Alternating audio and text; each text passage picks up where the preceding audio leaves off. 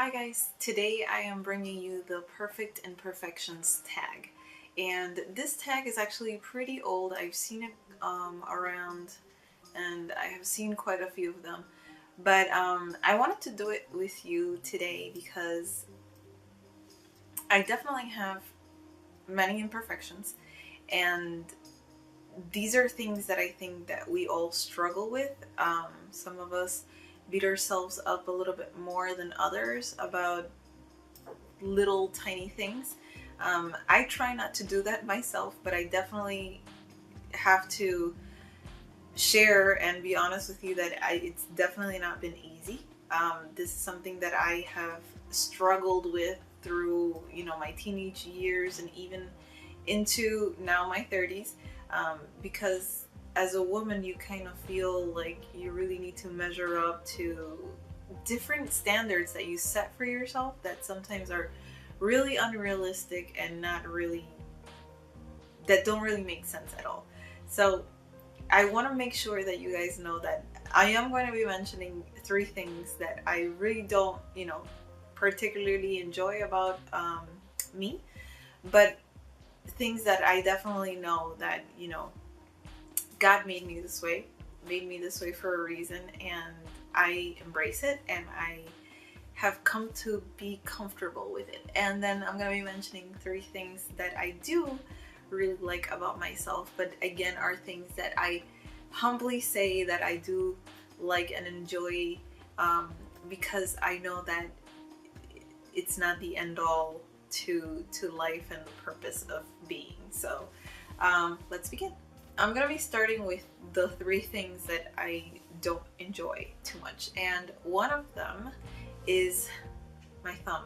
I used to suck my thumb when I was little, and I don't know if you guys know this, but that completely changes the composition of your thumb. I have no idea why, but I completely deformed that thing. I used to suck it so much. So that's definitely one thing that I don't like about myself. I currently really struggle with when I'm making videos and stuff like that, and I'm putting on eyeshadow and I see that my hands are in there, and I'm focusing on it right away, and I'm just there's nothing I could do about it, and it's in my right hand. But anyway, I bet you guys had not even paid attention to it, and now you're probably gonna go back to every single video to see what the heck I'm talking about. The second thing that I am very conscious of all the time is my nose. So my nose has a bit of a bump here on the side, and it just bothers me mainly. And if I had the money, and if I wasn't afraid to get surgery, and if I had not gotten over it soon as, like I am over it now, I would have probably years ago gotten surgery for it. But I'm glad that I didn't have the money, get the courage, and I'm over it now. So you either take me with my crooked nose or you don't take me at all, but it's here and it's here to stay. I don't know why it's like that. My sister has the most little perfect nose, but mine for some reason is it just has that little bump on it, and I have no idea why, but it is what it is. The third thing that I would say would be an imperfection is that I am hereditarily hairy. My father is the hairiest man in the world, I swear, except on his head because he's bald right now. But he gave me a lot of hair too, and I'm grateful for it on my head. I really appreciate the fact that I have a lot of hair on my head. But I do have a lot of hair on my arms as well, as you can tell. I mean, it's not crazy like I'm wolf woman or anything, but it's definitely a lot of hair. And when I was little, I remember, when you're 13, 14 years old and you're still not allowed to shave your legs, but you feel like you have a jungle in your legs, and you're like, come on, I need to shave my legs because this is crazy. That's what happened to me. I was way too little to try to shave my legs, but my legs were hairy. Um, it's probably sounding more funny and dramatic than it actually was, but for me back then it was a big deal. It was a really big deal, but I survived. I lived through it. What can you do? Okay, so now I'm going to be talking to you guys about 3 things that I actually do like about myself. Yes, there are some. So the first thing is my hair. I think that I have really nice hair. I really enjoy having a full head of hair, and I also enjoy that it's thick, coarse hair. I know it sounded like I said horse hair, but it's not. It's almost like horse hair. I have, and it grows really, really fast. It feels, really nice. I try to take care of it a lot, but I have dyed my hair many times. Now it's all grown out, so I don't have any dyeing damage on it right now. But I had dyed it before in the past many times. I usually curl it in the summer. I blow dry it every single week in the winter. I have done many, many things, and my hair has always maintained its form. A lot of people used to scare me and say, hair changes throughout time, and it's not going to be the same when you get older. But the years have gone by and my hair is still the same. It's still really nice. And I actually cut it recently. I cut my hair like all one length about 3 months ago, and I was so sad because I was like, oh my god, what have I done?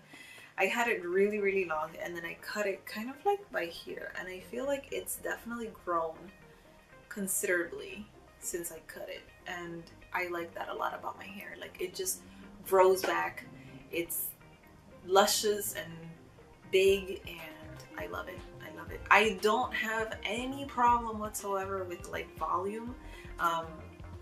From the day that I wash it to the day that I have to rewash it, my hair is just poof.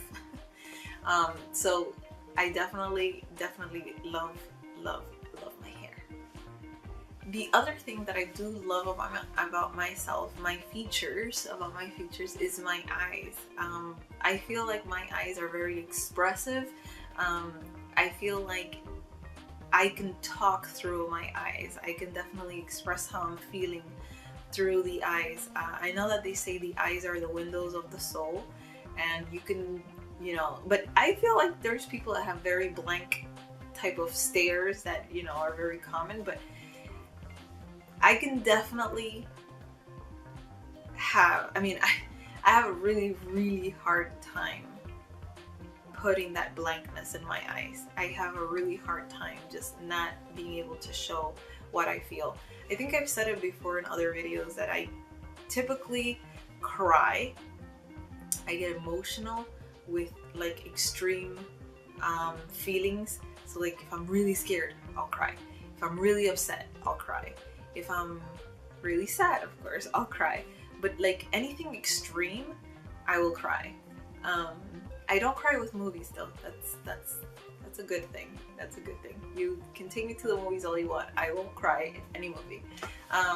But yeah, my eyes, I feel, are really expressive, and I really like them because of that. Okay, and then this last thing that I'm gonna say is kind of like an in-between, because at the beginning I definitely thought it was not a good thing, but I've come to grow to love it, and I'm gonna share it with you today. So when I was in high school, I used to be extremely thin.